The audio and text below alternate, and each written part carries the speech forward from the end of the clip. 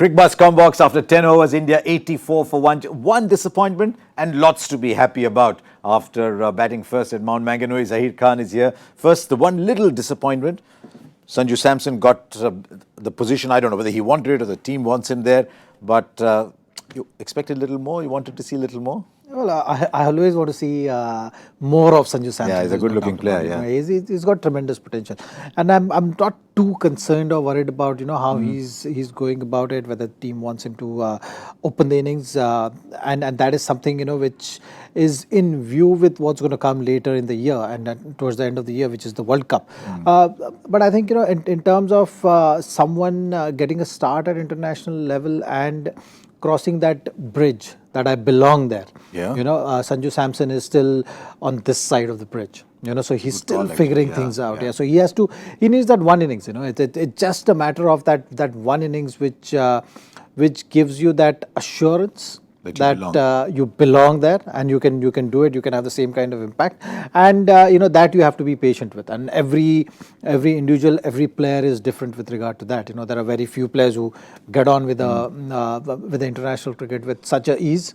But as a potential, he's the guy who Indian team should look to invest. Yeah, I thought you could see the difference between him and KL Rahul. I think KL Rahul is probably just moved on to the other side of the bridge now. Yeah. With two great shots. The one over cover drive was one for the over cover was one for the ages, but also he played a little flick shot. He's now really 360 degree without playing the fancy flicks. He's a 360 degree player. Yeah. Rohit is showing his great form again.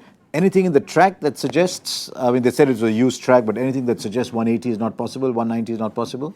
Well, I think New Zealand bowlers started decently. They tried to hold it together, but because they have not been able to take wickets, I think it's going to be a tough ask for the bowlers now to finish really strong. As you know, these two players are capable of doing anything, and these are all boundaries and six hitters, which they have to deal with as a bowling unit.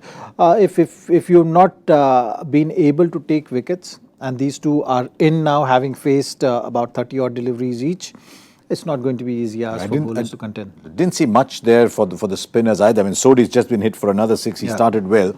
Didn't see anything much for the spinners like we saw in the last game, where suddenly it seemed something was coming up. It's a decent track. I think it's a track which you can once in and set, you can really do the damage, and that's something which New Zealand is staring down the barrel right now with these two players set. Now you will see the bowlers starting to commit those errors because it's just the sheer pressure, isn't it, of these two class players having faced about 30 deliveries nicely in. Even the small errors from the bowlers, they're going to really cash on and put a lot of pressure on the bowlers. Yeah. So India sailed past 90 with 9 overs left, wickets in hand, good batting conditions. I don't think a big score is out of question here.